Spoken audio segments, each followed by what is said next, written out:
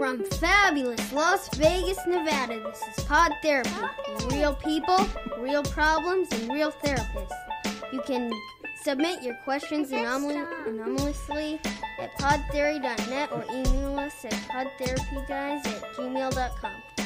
And now, broadcasting from Level 9 Studios, that guy is Dr. Jim Jobin. Yeah, you can be Nick Tangent. I'm Nick Tangent, and it's time for some Pod Therapy. Poop, buddy. Let me see that script. I just remembered. Yeah, no, there's profanity in our script. Yeah, there is. And my son jumped right over it. Poop, Good job, buddy. heel, poop. I'm glad that you knew better than to read all of Daddy's potty words that are in the script. Well, welcome, everybody. Okay, thank you, honey. You're hearing some new voices in the background, and these are... Ow, you're hurting my leg. Okay, you got to use your quiet voice, okay? So we have two guests that are joining us here in studio. We've got my daughter. Can you say hi again, baby? Say hello. Hello, hi. What's your name? Juliana. And how old are you? 4. She's 4, and of course the person who read us in the script is my son. What's your name, fella? James. And how old are you, buddy? 9. And so they are our special guests today, mostly because I couldn't get a babysitter, and because we're talking about video games in the A block. So this feels like I can justify this. And because we waited till the last minute. And because we waited till the last minute, yeah. So all things are coming together. Do not touch, remember, don't touch it. Poop. Nick, how you doing, buddy? Yeah, I'm good. Yeah, you holding it together? Yeah. How are your kids doing? They're fine. They're in their crates. Yeah. So This is actually, your kids were on the show before mine. I just want to point that out. We've recorded at your house, and both dogs have been featured on the show. So, yeah, a little bit. they've shown up. It's not quite to the same extent. I don't believe you did a good job. I don't believe that they said poop into the microphone. So I'm pretty sure that Poop. Yes, that's okay. No more poops, okay? All right, so Pee. A block stuff. Interesting study. Okay, that's enough. You can't do any more of that, okay? Interesting study came out talking about video games and starting to hammer home something that I've been saying for years. I just want to point out I was an early adopter of this because everybody was like, oh, hair on fire, video games are going to cause depression and it's bad for kids and all this stuff. And I've been saying for a long time, no, it's not. Yeah. Well, I mean, and that's we've talked about this before quite a bit, I think, on the podcast, as far as talking about the effects of social media. We talked about how that can lead to depression because obviously social media is a filter, and it's a very strong filter, filtering out people's worst things and only showing highlights. And people get to see that, and they're exposed to it 24/7. That's all they see, and then obviously that can lead to depression. But yeah, so this research that came out linked social media as well as television to depression, but nothing regarding video games. So that was kind of interesting. Yeah, I've actually seen a huge increase in just in my regular caseload of like college students, and like I tried not to take anybody under 18 anymore, but I'm getting like a growth in like college students and 18 plus who are dealing with depression, and like whenever I kind of dig deeper and try to understand like where this is coming from, and it doesn't have to have a cause, but almost always I am hearing that at least Instagram is a factor. Like, and they'll point that out. Like they'll say, I'm ugly. I don't measure up. I'm not successful. My friends are on their way. I don't do like, anything how many exciting. successful 19-year-olds do you know? Like, what are you talking about? And it's like, but that's how they build it up. They're like, no, I mean, other people just look amazing and they're going to the gym every day. And I'm like, that's a filter. And traveling the world. Yeah. And I asked one of them recently, I was like, so do you post on Instagram? They're like, yeah, every once in a while. I'm like, well, what did you post? And they're like, this summer I went to Europe and I posted about that. And I'm like, okay, so like I promise you somebody you know thinks that you're amazing. Like you're living the best life. You actually went to Europe. They've never done that. Right. Like they went to Tampa, Florida. Right. So, I mean, as far as the study finding that there's really no link to video games and depression, that, in my opinion, wasn't really all that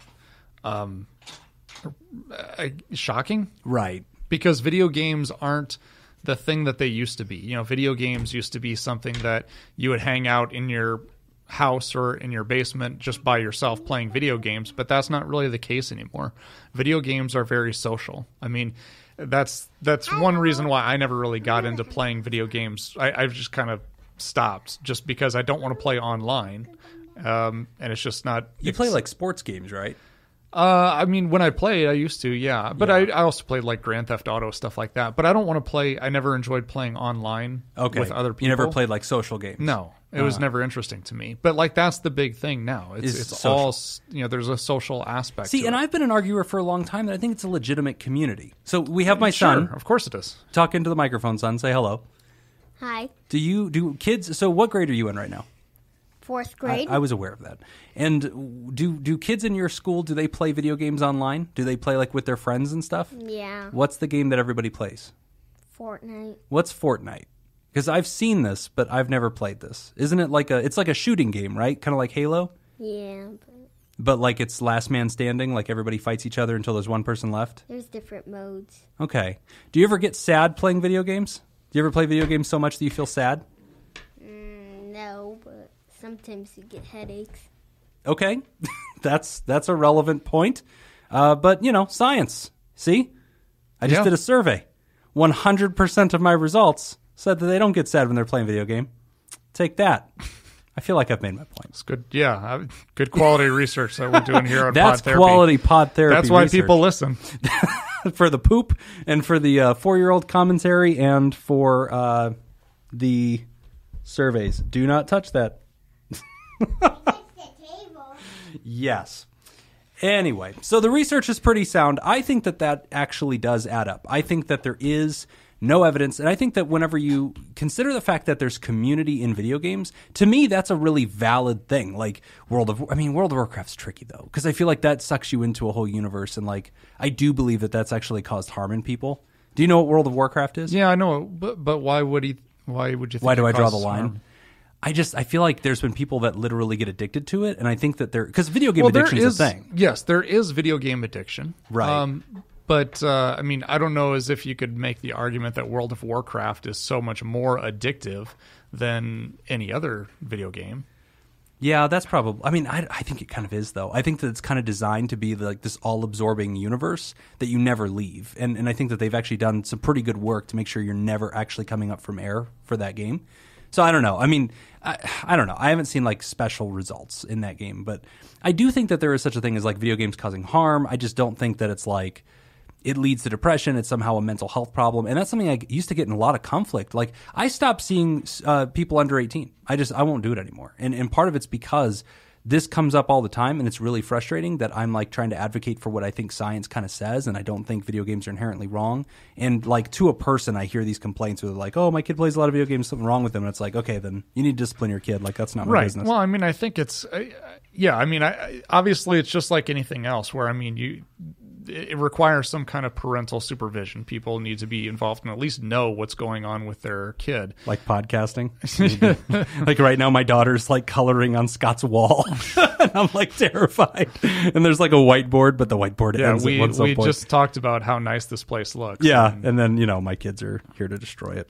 Yeah. I'm sorry, Scott. You're a good guy. Scott has kids, so he immediately jumped into action and started giving her markers. He's like, I know what kids need. They need things to color with. Yeah.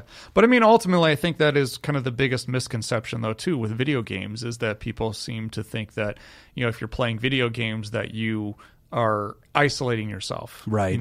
Just because you're not going outside and socializing. Like, in my days growing up, like, we went outside, we were hanging around neighborhoods, and we were associated. We were playing football with each other, or we were, doing something, getting into some kind of trouble, but physically doing it. Yeah. Whereas...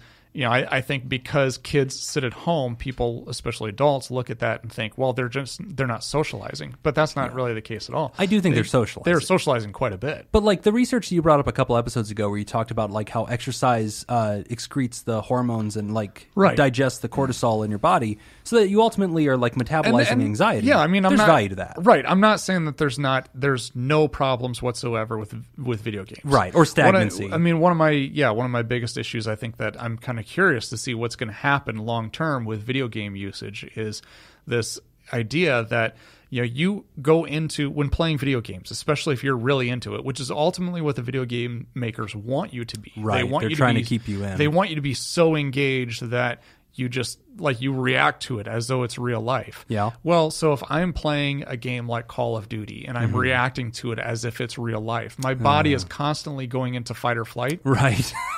In a sedentary lifestyle. Yeah. So therefore, ultimately, what are going to be the long-term effects of constantly going into fight or flight without movement? That's a good point. That's going to be interesting to see what happens. Yeah. No, I don't think you're wrong about that. And that'd be an interesting kind of study to like hook them up to like an EKG or something like that and watch heart rates and like maybe do blood samples of cortisol and stuff. I mean, ultimately, I think it's gonna be a long-term thing. I think we're not going to see anything for another 15 years, maybe 20 years before we start realizing that, oh yeah, hey, there is actually this link. So will the statute of limitations have run out on all the damage I'm doing to my son with all the video games he plays? Because 10, 15 years, I think you'll be like 26. I don't think he can sue me anymore. Right? Yeah, I mean, it's not like any of this is going to be on the internet where you can easily find it for the rest of his life. That this is all culpability. Evidence. Right? That's fair. Son, don't sue Daddy. Okay, I'll pay for your therapy. It'll be fine. You're gonna be just good. Daddy gets a discount. Mr. Nick will give me a discount. It'll be fine. Yeah. You won't even have to say much. You'll be like, yeah, I knew your dad. It's fine. All right. So good A block. I feel like solid run so far. We brought in an expert. We got some good feedback. Good job, son. Yeah. Congratulations, you're now internationally famous. So there you go. Well done, buddy. Checking in on my daughter while you're doing the commercial. Yeah, all right. Well, we're going to take a quick break, and when we come back, we're going to discuss ending a marriage. You're listening to Pod Therapy. This week's producer sponsor is Nathan's Hot Dog Scoop. Hot Dog Scoop is a legendary figure originating in Western Christian culture who is said to bring gifts to the homes of well-behaved children on the night of Christmas Eve or during early morning hours of Christmas Day. The modern Hot Dog Scoop grew out of traditions surrounding the historical Saint Nathan, a 4th century Greek bishop and gift giver of Myra, the British figure of Father Christmas, and the Dutch figure of Sinterklaas himself, also based on Saint Nathan. Some maintain Hot Dog Scoop also absorbed elements of the Germanic and god Wodan, who was associated with the pagan midwinter event of Yule and led the Wild Hunt, a ghostly procession through the sky. If you'd like to join Nathan's Hot Dog Scoop and make the show possible, you can go to www.patreon.com/therapy and sign up. Again, that's www.patreon.com/therapy. We're back. You're listening to Pod Therapy. Our next question is about ending a marriage. James, can you guess who that person was that I was describing? The guy that is also called Sinterklaas? See if you can guess. Who's ending a marriage? Leaving my husband. Been married for about 10 years now. We've weathered a lot, custody battles with his ex, raising kids, and chronic issues with alcohol. A few years ago, I was dealing with a really devastating health diagnosis. His fight or flight kicked in, and he tried leaving me. He wound up going to therapy and working through it, but now I'm having supposed anger come back. I'm seriously suppressed. I'm seriously considered leaving, even though he's now happy with us. Am I wrong for wanting to leave? That's not what that says. It is edited. That's a really the old switcheroo, man. This is a really good question. Yeah. So ultimately we're going through a lot of issues here. So it sounds like there's a lot of resentment. Ultimately, I mean, so there's some that can be a difficult thing, you know, when you get you're diagnosed with a health issue and then your spouse realizes that they're not up for dealing with it and they want to leave. And also the like for a long time you're putting up with them. And this is something I've heard couples do a lot, where like there's an era where one person wants to leave all the time, and then you're putting up with that, or like you're dealing with them at their worst. Hey, my phone's not on vibrate. And you're dealing with them at their worst, and then whenever things change, now the shoe's on the other foot. And it's like, wow, I put up with you whenever you were not very valuable. You had chronic issues with alcohol. You were a real problem. And I stuck it out. And now here I am in my moment of need, and you can't wait to bail. Right. Yeah, that's a really hard thing to deal with. Yeah. Let's just address this first. Are you a bad person for wanting to leave?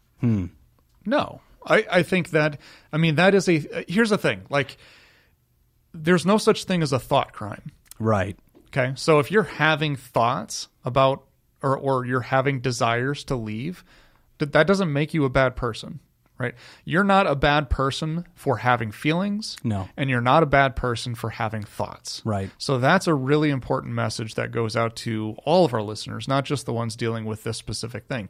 Because this happens, I see this happening a lot with people where they just have a thought of, what would it be like if I just fill in the blank with some kind of intrusive really thought, outrageous. I'm going to push this dude off the Grand Canyon, and they're like, "Oh my gosh, am I a murderer?" And you're like, "No, there's no such thing as a thought crime.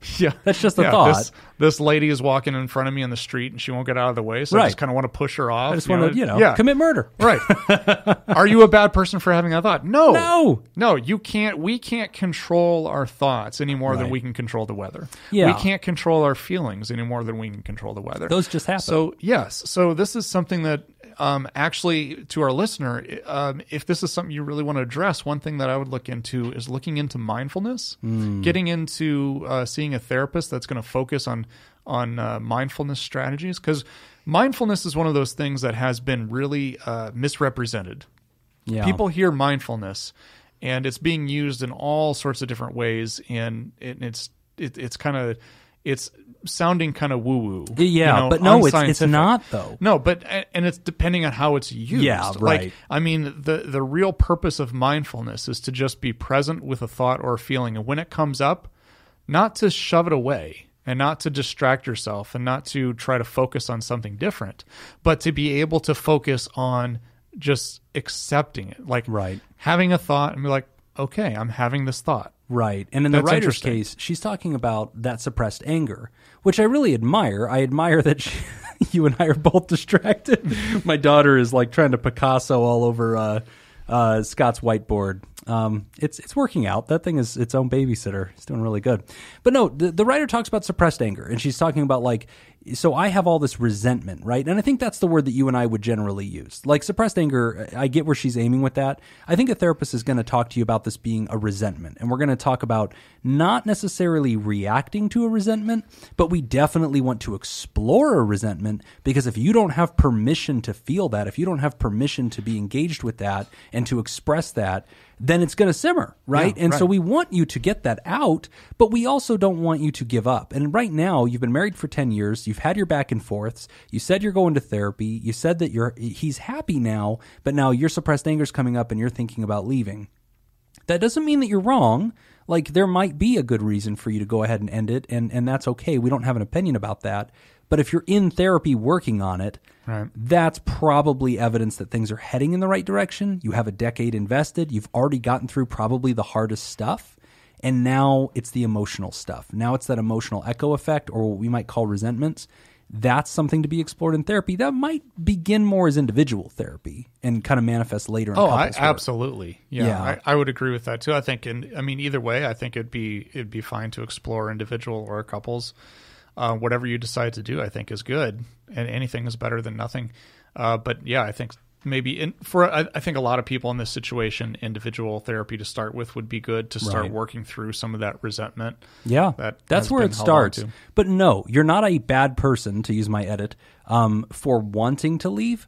But I would caution you to not act on those feelings, because those feelings make sense in the wake of all you've been through. And I want you to react on facts, right? If you're going to end a corporation, if you're going to end a marital agreement, if you're going to end anything, I want that to be based on logic, reason, and evidence and behaviors, not based on like lingering resentments and feelings, just because I don't think that that's always your best work. And so that's something a therapist wants to explore with you, to get to a place where you're on actionable material and not just these kind of floating feelings, right? Because feelings aren't facts. And something, one of our Twitter followers messaged me, and they said, "Hey, Jim, what's that thing that you say sometimes about how we're not our past mistakes, but you say it poetically?" And I was like, oh, wow, I didn't know I said anything poetically. But it's that line that we always say where none of us is our worst moment, right? And so even in a marriage, your spouse is not their worst choices. Your spouse is not their worst mistakes. Your spouse is not that younger version of themselves 10 years ago who didn't value you. Your spouse is the person sitting on the couch with you in therapy and trying to work on it and trying to find happiness with you. And so I definitely want you to have permission to feel your feels, but also lean to the future and do the work. If you're in couples therapy, do the work and be honest about your resentments. That's content for the counseling. Right. Very good. Thank you for writing in. Yeah, great question. Yeah, keep us updated. We're going to take our next break, and when we come back, we will discuss what to do when your therapist is hot. Woo, woo! You're listening to Pod Therapy. I wrote this one, Nick. This week's Theraproducer sponsor is Dr. Ben Don. Ben just wants to say that he was very upset with his last commercial comparing him to a terrier. He would like to make it very clear that, if anything, he is a calico cat. Does Ben know that all calicos are female? Probably. Okay. And by the way, Jim doesn't know what he's talking about and shouldn't be taken seriously. Sorry, that I added that last piece. That was mine. That didn't sound like Ben. If you'd like to join Dr. Ben Dawn and make the show possible, you can go to www.patreon.com/therapy and sign up. Again, that's patreon.com/therapy. We're back. You're listening to Pod Therapy. Our next question, what to do when my therapist is hot? Okay, I really, really like this one. And I remember reading it and thinking, this took me right back to grad school. Like, this is absolutely 101 stuff that we talk about with students. Every therapist has to figure this out. It's absolutely something. So here's what the person writes. So this person's the patient in this case, the client. And the writer says, "Hi guys, love the show. Am proud to be a Patreon." Hey, thanks for patroning the show. "Because of the show, I finally started to get the mental health help that I think I've needed for a long time." That's awesome. Awesome. Glad Good to know for that you. we affected you in a good way. "I've tried out several therapists during the last year and never felt a real connection with any of them until now. I've started meeting with a woman who I have a great connection with. She provides me with great feedback, helps me set goals for my career, personal health, and relationships, and overall is definitely the right therapist for me. The happiest I am during the week is after I meet with her. She is also really attractive and totally my type. I'm in a long-term committed relationship with somebody I love, but I wouldn't say things are perfect, and a lot of the conversations that I have with a therapist revolve around relationship issues. Additionally, my mother died when I was a teenager, so we're diving into that and the effect it's had on all my relationships with women in general. We talk about intimacy in almost every session, although not really in deep detail. I guess my question is, do I need to find a therapist that I'm not attracted to? I don't think that there's any danger of me getting real feelings for her, as I really do think our relationship is professional, but I guess I can't say for sure. I feel so great about the way our sessions are going and would hate to have to give them up if I don't have to. But I have to admit that it's something I'm thinking about doing. Thank you for everything, and I really look forward to hearing what you guys think. Anonymous." All right. That's a great James, what do question. you think? Have you ever been attracted to your therapist? Yeah. Did you ever think your teacher was pretty? What about whenever mom was your teacher? For those who can't hear, he did an eye roll. His mommy got to be his teacher last year. He got straight A's, I'll have you know. Oh. I had something to do with it. I'm sure you did. Yeah, so this is a good question. And yeah, this is a typical graduate school question when we're learning to be therapists. We have to go through a lot of ethical training and issues and stuff like that. And actually, this issue happens to be the number one issue that comes up for investigations done by the board. Yeah. When a boundary is crossed. I mean, there's nothing wrong. Right. I mean, we should start with that. Like, it goes back to the thought crime. I should go back to Jump back a second, Nick. Yeah. You're going to be investigated, nothing has writer. happened yet. The board's coming for you. I should clarify. Yeah, nothing has actually happened in our writer's case. No. And the therapist has done nothing wrong. Right. Thank you for... Yeah, you're welcome. So yeah, I mean, do you need to get a new therapist? Here, ultimately, I guess here's what it boils down to for me is I would encourage anybody to take a really good look at how is it affecting your progress? How is it affecting the work that you're doing? If you feel like you can't be open about certain things because it is affecting the therapy, it's affecting the relationship. If you feel like there's things that you can't talk about because you're attracted to your therapist, then it's obviously going to affect outcomes. So while you may enjoy her company, you're spending a whole lot of money to really not get what you're there for. Yeah. And in this writer's case, he talks about like the connection is genuine. I'm getting good work done. I'm diving into real issues. The thing that I want to point out, and this is the reason why we talk about this with students, it's not just because there can be a connection. It's because it is extremely likely that during the entire therapeutic encounter and experience and course of treatment that an attraction may be generated. Okay? Right. We consider it likely, so likely that we have a word that typically captures this kind of thing that happens when a person starts to associate their therapist with another role in their life. We call it transference. And so we train all of our new therapists to sort of be on the alert for this. And this can take many forms. It isn't just, oh, I'm seeing you as a potential mate, right? That's one form of transference. I'm no longer seeing you as my clinician. I'm seeing you as a potential mate. I've transferred your identity into this new role. Another one could be, I see you as a father figure. I see you as a brother figure. I see you as a buddy figure. It could be any of those. I see you as a mother figure, right? And if we start to detect that transference, we're not going to like clash against it, but we're going to work with it, right? We're going to try to bring you back to where you should be. Yeah. So, I mean, I guess that's a good follow-up question then is, at what point does the transference become counterproductive to what you're doing in therapy? At what point can you no longer work around it or work with it? In which case, at what point does it then become something you need to terminate therapy? It's pretty rare, I think. Like, I mean, we're obviously extensively trained in dealing with it, right? So for a patient to have those feelings, I do not think is inherently wrong. I'm not against it. I want you to observe it. I realize it might be the kind of thing you're not comfortable talking to your therapist about. If you are, wow, that's fantastic. Bring it up. And most therapists are trained to receive that and say, hey, thank you. I'm flattered that, that's true. And at the same time, we're not going to ever act on that. I'm your clinician. I'm excited to work with you about things. No, you can't have your headphones back. Can you draw me a star on the whiteboard? Ooh, can you draw and make it all the colors? Can you make it a rainbow star? Thank you. So, writer, you need to draw a rainbow star. And that's a metaphor for really life and the way you do therapy, which is there's no wrong way to do it. Do your rainbow star. Right. Follow your heart. But anyway, back to the question.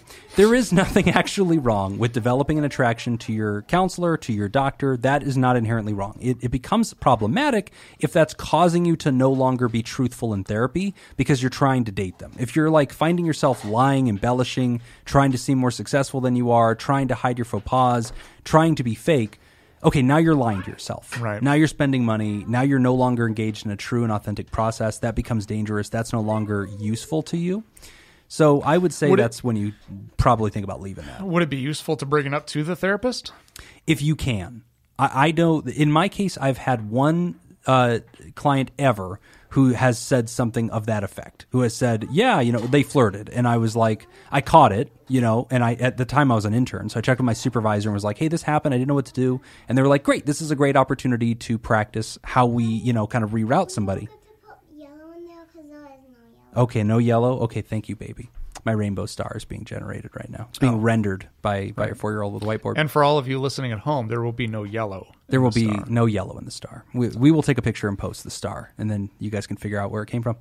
But no, I think that there's nothing wrong with that. Now, this goes back to the clinician. So what do we train clinicians to do? We train them to notice it.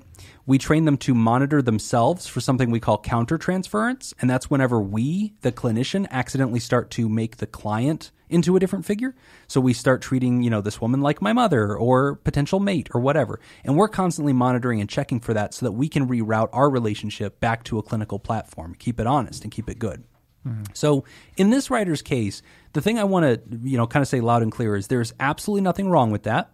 If you find yourself being dishonest, then it becomes something you have to confront. You don't have to tell your therapist outright, hey, this is the feelings I'm having. But you can basically tell them like, I don't know. I mean, gosh, that's tough, huh? I don't know if I'd ever feel comfortable telling my doctor or my therapist that because I don't want to put that pressure on them. Like that's my problem. Why do I have to make it their problem? I don't want to make it weird, right? Yeah. I don't know if I would in that situation either. Yeah, but you don't necessarily have to fire the client. Like if you knew that your client was attracted to you, you're not going to discontinue care. That's the bigger ethical blunder is rapidly discontinuing care because you can't handle transference. I think it gets to a point where maybe, it can get to that point. Right. But I think for the most part, most therapists are going to try to work around that or bring that into the therapy session because that is relevant to what's going on in the dynamic. And sometimes it's best to bring that to the forefront and actually have a conversation and talk about it. I think it is. And Rogers would agree. Carl Rogers, founder of person-centered therapy, said that transference and countertransference is actually evidence that the connection and the therapeutic relationship is working. Don't resist it. Don't run from it. Work with it. Work through it, right? If you see me and you think, gosh, you remind me a lot of my brother. I like that banter we have and you're personable or whatever. Great. I'm not. I'm your clinician. but I don't take offense to that. I hope you like your brother. I Right. hope you like me. And like, that's great. Let's work from the angle of there's a door to your psyche that is already open to me. Great. I'll work with that. So, Ryder, I think that what you're feeling is totally normal. Nothing wrong with it. It's extremely natural. And I like that you're putting yourself in check and you're not available for that kind of thing. I guess the thing in this that kind of stuck out to me was when we said we talk about intimacy in almost every session. Is it relevant to the session, or does it come up because of the attractiveness? Good question. Yeah, I think that's a question to just kind of throw back to the writer to think about. If it's if that topic wouldn't come up in the exact same therapist but a less attractive version of that same therapist, right, that I would wonder whether or not it's actually clinically relevant, or if maybe it's that attractiveness that's kind of seeping in. No, that's a really good observation. And one last thought I wanted to add to this too. I wanted to point out to anybody who's going to therapy, whether that's with same gender therapist or opposite gender or whatever, it is not uncommon to become attracted to them. Not because all therapists are super attractive, which we are almost categorically to the person. Seems to be the case. Yeah, all 9s and 10s out of 10. But it's natural to become attracted because here's this human being who is honestly interested in you. They have unlimited positive regard for you. They 100% get you and understand you. And for the first time in your life, you feel understood by somebody and cared for genuinely by somebody. Mm-hmm. That is attractive. That is some of the building blocks of what we consider intimacy in a relationship. So, of course, that could develop into a natural attraction. Right. There is nothing wrong with that.